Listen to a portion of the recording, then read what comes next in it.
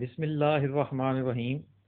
Rabbi ज़िदनी इल्मा rabbi इश्रह ली सदरी व यस्सिर ली अमरी वहलुल उक़दतम मिन लिसानी यफ़क़हू क़ौली। स्टूडेंट्स, आज हम अपने टॉपिक का एक बहुत इम्पोर्टेंट टॉपिक का आज हम आगाज़ कर रहे हैं, जो कि है analysis of financial statements through financial ratios. Financial ratios क्या चीज़ होती हैं? फाइनेंशियल रेशोज़ बेसिकली जो हमने अपनी फाइनेंशियल रिपोर्ट्स बनाई होती हैं, उनको जजमेंट करने के टूल्स हैं कि इन फाइनेंशियल रेशोज़ की मदद से हम अपनी फाइनेंशियल स्टेटमेंट्स को जज करते हैं कि वो किस पायरे के अंदर खड़ी हैं, और उनके अंदर जो मुख्तलिफ़ किस्म के जो उसके अंदर जो हमने ट्रांजैक्शंस जो पास की होती हैं और उनका जो हमने रिज़ल्ट्स जो है वो कंपाइल किए होते हैं, उनको फिर हम इन मुख्तलिफ़ किस्म की फाइनेंशियल रेशोज़ की मदद से जज करते हैं कि आया कि हमारे बिज़नेस की फाइनेंशियल पोजीशन, हमारे बिज़नेस की परफॉर्मेंस, हमारे कैश फ्लोज जो हैं, या हमारे मुख्तलिफ़ किस्म के जो एसेट्स जो वर्क कर रहे हैं, या हमने जो प्रॉफिट अर्न किया है उसकी जो है वो क्या रेशो रही कि हम जो है अपने बिज़नेस को मुख्तलिफ जो हमारे जो पिछले जो प्रीवियस ईयर्स गुजरे हैं उनके साथ हम कंपेयर करते हुए देख सकें कि इस वक्त हमारा बिज़नेस जो है वो एक अच्छी पोजीशन में है या कि उसकी निस्बत जो है वो एक बुरी पोजीशन में है। ठीक है, तो इन मुख्तलिफ किस्म की जो फाइनेंशियल रेशोज़ हैं, इनको हम यहाँ पर डिस्कस करेंगे, जिसके अंदर इस आज के जो हमारा जो लेक्चर है इसके अंदर हम ये तीन जो फाइनेंशियल रेशोज़ हैं, तीन टाइप्स की, इनके ऊपर हम जाएंगे। जिसके अंदर पहली जो हमारी है वो है लिक्विडिटी एंड सॉल्वेंसी रेशोज़। इस लिक्विडिटी एंड सॉल्वेंसी रेशोज़ के अंदर हम तीन रेशोज़ जो है वो डिस्कस करेंगे। एक है करंट रेशो, दूसरी है क्विक एसिड टेस्ट रेशो, और तीसरे नंबर पर है एवरेज कलेक्शन पीरियड। दूसरी जो प्रॉफिटेबिलिटी रेशोज़ हैं उसके अंदर जो है हम तीन रेशोज़ उसमें भी डिस्कस करेंगे। एक है प्रॉफिट मार्जिन ऑन सेल्स, दूसरी रिटर्न ऑन एसेट्स, और तीसरी है रिटर्न ऑन इक्विटी। फिर उसके बाद हम एसेट्स मैनेजमेंट रेशोज़ डिस्कस करेंगे, जिसके अंदर हम इन्वेंट्री टर्नओवर रेशोज़ देखेंगे और टोटल एसेट्स टर्नओवर रेशो देखेंगे। ठीक है स्टूडेंट्स, करंट रेशो क्या होती है? करंट रेशो बेसिकली वो कहता है जी कि current ratio is a ratio between current assets and liabilities, कि जो करंट एसेट्स हमारे वर्क कर रहे होते हैं वो उनको हम लायबिलिटी के हिसाब से देखते हैं कि उसकी क्या रेशो है, हमारे एसेट्स जो हैं वो ज़्यादा हैं, कम हैं, या क्या है, which tells us that for every dollar in current liabilities, how many current assets do the company possess, कि जो हमारी liabilities हैं, एक एक जो हमारी liability है उसके मुकाबले में हमारे current assets जो हैं वो कितने वर्क कर रहे हैं। Since the liabilities are usually paid off current assets, it makes sense to compare the two figures to assess the liquidity of the firms। दो जो फिगर्स हैं करंट एसेट्स की और करंट लायबिलिटी की, जो दोनों फिगर्स हैं वो हमें असेस करने में हेल्प आउट करती हैं कि फर्म की लिक्विडिटी क्या है। ठीक है ना, पे आउट रेशो क्या है। Liquidity implies the ease with which the current liabilities can be paid off। ठीक है ना, कि हमारे पास कितने करंट एसेट्स हैं। करंट एसेट्स कौन से होते हैं? जिसमें cash in hand, cash at bank या इन्वेंट्री होती है। ठीक है ना, तो जो इस तरह के कितने हमारे पास कितनी अमाउंट के अंदर जो है हमारे पास करंट एसेट्स हैं कि हम अपनी लायबिलिटीज उनसे पे आउट कर सकते हैं। ठीक है, the higher ratio the better is consider. अगर ये रेशियो ज़्यादा होगी तो इसका मतलब है कि वो हम उसको एक अच्छी पोजीशन कंसीडर करते हैं। But too high are ratio में imply less productive use of assets. ठीक है, लेकिन अगर ज़्यादा हो, इससे भी ज़्यादा हो, और बहुत ज़्यादा तादाद में हमारे पास जो है वो करंट एसेट्स हों, तो इसका मतलब यही कंसीडर किया जाता है कि हमने अपने करंट एसेट्स को इस्तेमाल ही नहीं किया।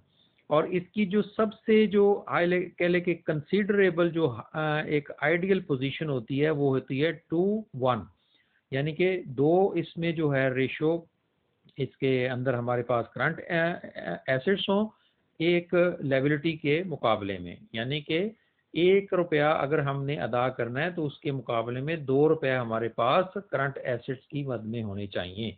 और इसको कैलकुलेट करने का फार्मूला क्या है, current assets divided by current liabilities हम करते हैं तो हमारे पास करंट रेशो आ जाती है। ठीक है। सेकंड जो रेशो हमारे पास आती है वो है क्विक एसिड टेस्ट रेशो, यानी कि ये क्या चीज़ होती है, ये वो कहता है जी कि is relatively stringent measures of liquidity. This the ratio is obtained by subtracting inventory from current assets and divided the result by current liabilities. ठीक है, ये बहुत सिंपल है ये भी। और ये किस तरीके से कैलकुलेट होती है कि जो हमारी जो इन्वेंट्री होती है इसको हम करंट एसेट्स में से माइनस करते हैं और माइनस करने के बाद जो हमारे पास फिगर आती है उसको हम करंट लायबिलिटीज पे डिवाइड करते हैं। ठीक है, तो हमारे पास जो है वो क्विक एसिड टेस्ट रेशो आती है। ठीक है। अच्छा, अब ये क्विक टेस्ट रेशो होती क्या है, वो कहता है जी कि बेसिकली आपकी इन्वेंट्री को इन्वॉल्व किए के बगैर आपके पास जो नेट कैश या कैश एट बैंक है वो कितना है। ठीक है, वो कितनी अमाउंट के अंदर है कि आप जो है उससे अपनी करंट लायबिलिटीज जो है वो पे कर सकते हैं। ठीक है, इसमें भी आइडियल जो पोजीशन है वो 0.18 से लेकर 1.15% आपके पास जो है वो करंट उसके मोस्ट लिक्विड एसेट्स होने चाहिए और 1 के मुकाबले में, यानी कि लायबिलिटी अदा करने के मुकाबले में। ठीक है। अच्छा, अब इसके अंदर आप एक चीज़ ये देखते हैं, दूसरी चीज़ ये देखते हैं कि इन्वेंट्री जो है जो आपने जो पाइल अप आपके पास है एक उसका जो आपके पास एक स्टॉक पड़ा हुआ है वो जो इन्वेंट्री है वो चूंकि वो तो हम करंट एसेट्स की जो रेशो है उसके अंदर हम डिटरमाइन करते हैं, लेकिन अगर हम उस फाइल को उस जो स्टॉक है उसको एक साइड पर करें तो फिर हमारे पास क्या पोजीशन बचती है। ठीक है, तो ये इससे एक हमारे पास क्विक रेशो बचती है, यानी कि एक नेट कैश आपकी पॉकेट के अंदर कितना है जिसे अगर आपने अपनी करंट लायबिलिटीज अदा करनी हो तो वो क्या हो सकती हैं। ठीक है, फिर उसके बाद एक तीसरी जो इसके अंदर लिक्विडिटी सॉल्वेंसी रेशो के अंदर जो रेशो आती है वो है एवरेज कलेक्शन पीरियड। ये क्या चीज होती है, वो कहता है also known as days sales outstanding. ठीक है, इसको हम डेज सेल्स आउटस्टैंडिंग भी बोल देते हैं।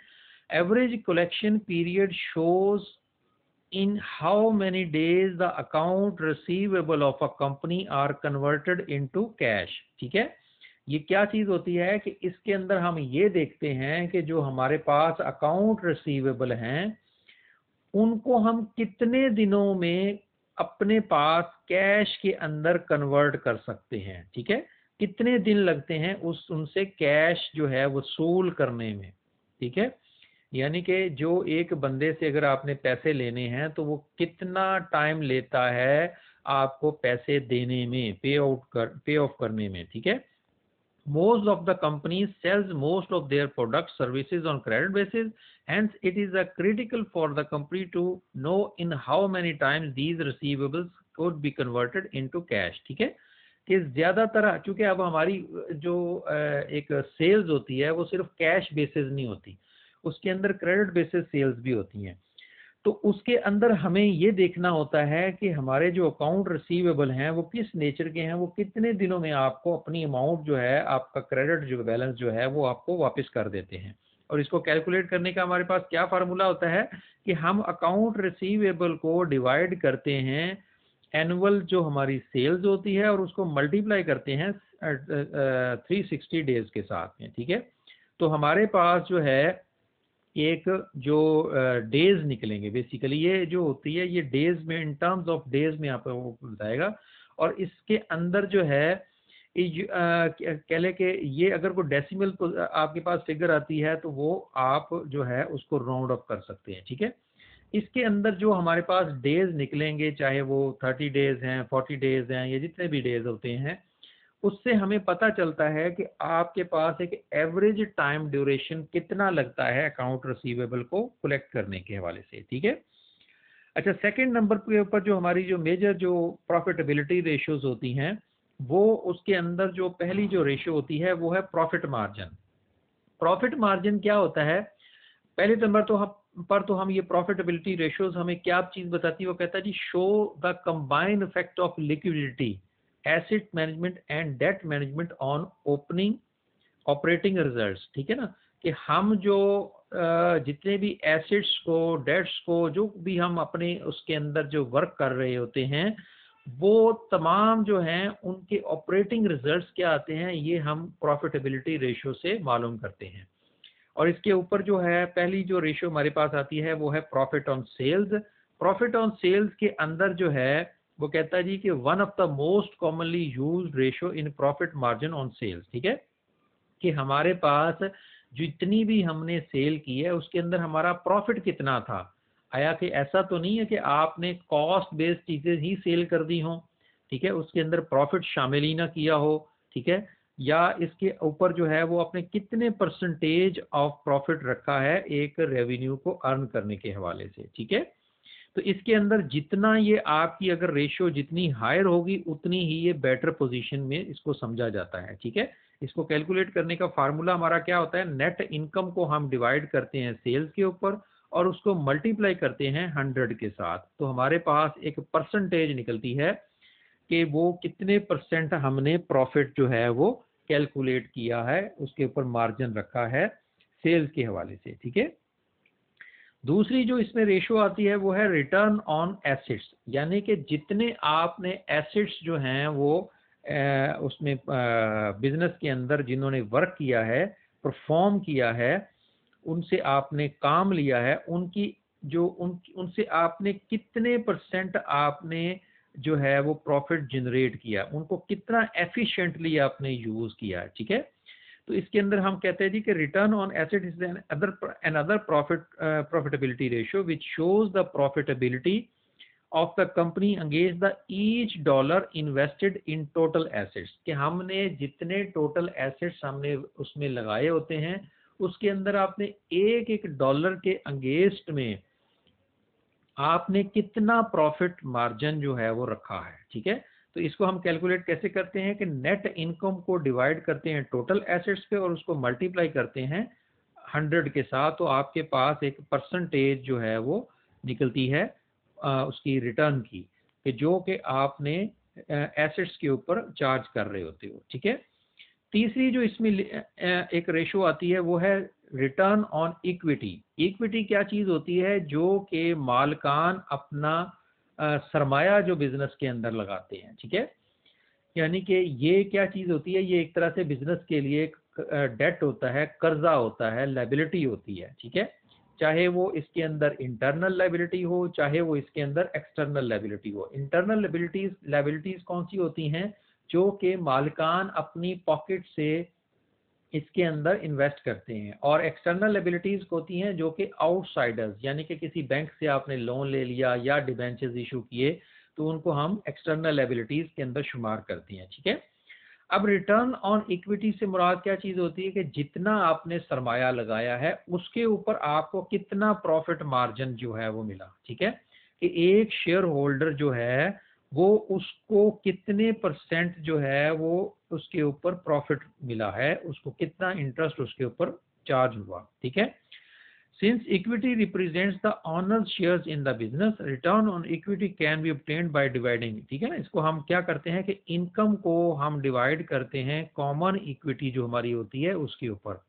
तो हमारे पास एक रिटर्न ऑन इक्विटी एक आपके पास निकलती है, ठीक है। इसको अगर आप मल्टीप्लाई कर देंगे 100 के साथ तो ये परसेंटेज की शक्ल में आपके पास निकल आएगी, ठीक है।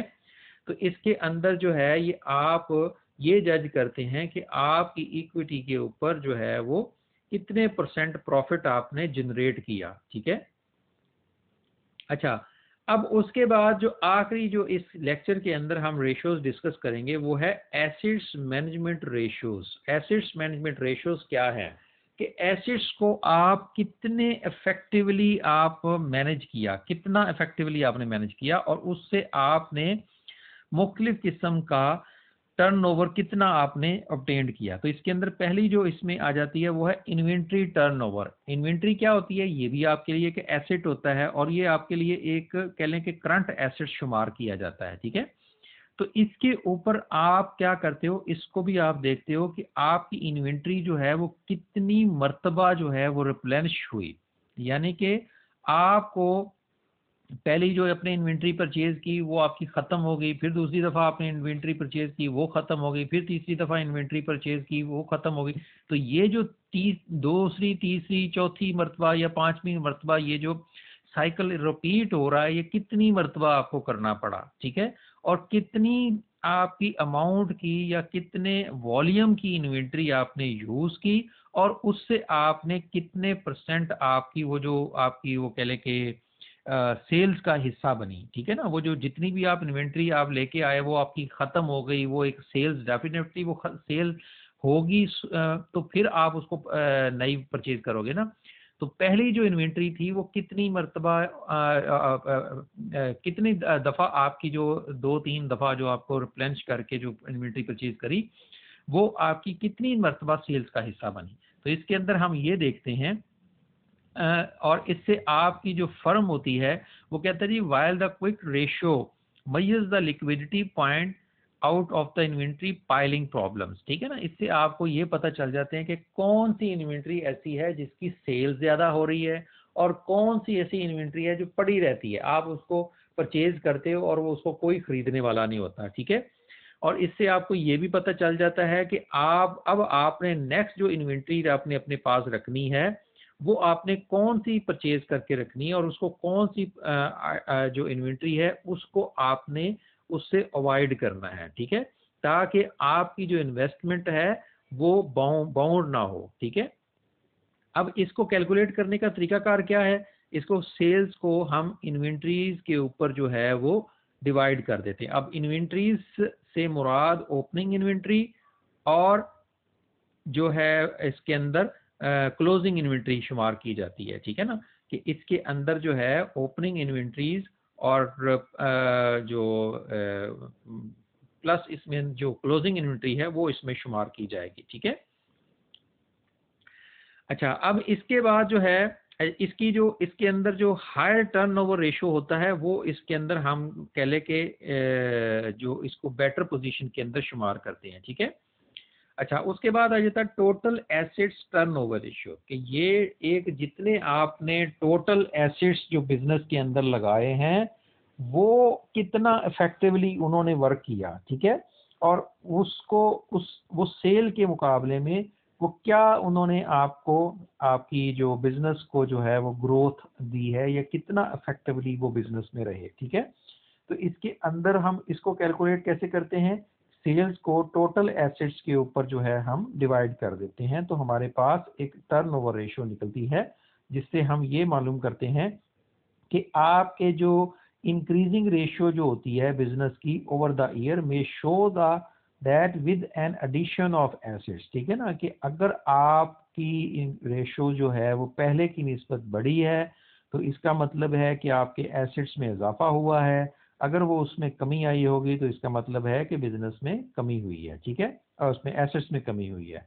The company has been able to generate incremental sales in greater proportions, सही है कि आपने उसके अंदर पहले की निस्बत आपने ग्रेटर प्रोपोर्शंस की जो है वो सेल्स में इजाफा हुआ है आपकी, ठीक है। स्टूडेंट्स ये जो यहाँ पर जो है हमने 8 बेसिकली रेशियोज जो है वो डिस्कस की, जिनके जो मेजर जो उनमें 3 रेशियोज थी, एक थी एसेट्स मैनेजमेंट रेशियो, दूसरी प्रॉफिटेबिलिटी रेशियो और तीसरे नंबर पर थी लिक्विडिटी सॉल्वेंसी रेशियो। नेक्स्ट जो हमारे कमिंग लेक्चर्स हैं उनके अंदर हम मजीद रेशियोज जो है वो फर्दर और भी रेशियोज डिस्कस करेंगे। तो ये तमाम रेशियोज बहुत इंपॉर्टेंट होती हैं बिजनेस के अंदर, इनका बहुत ज़्यादा यूज़ होता है।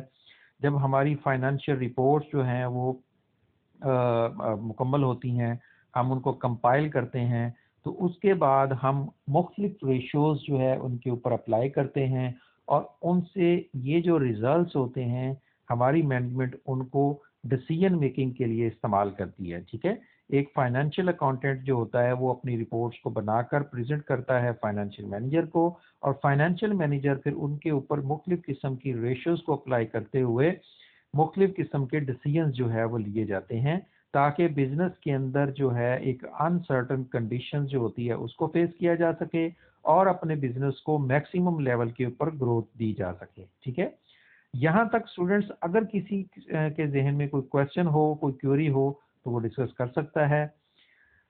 कमिंग लेक्चर में हम इंशाल्लाह फर्दर रेशोज के ऊपर डिस्कस करेंगे। अभी के लिए अल्लाह हाफिज।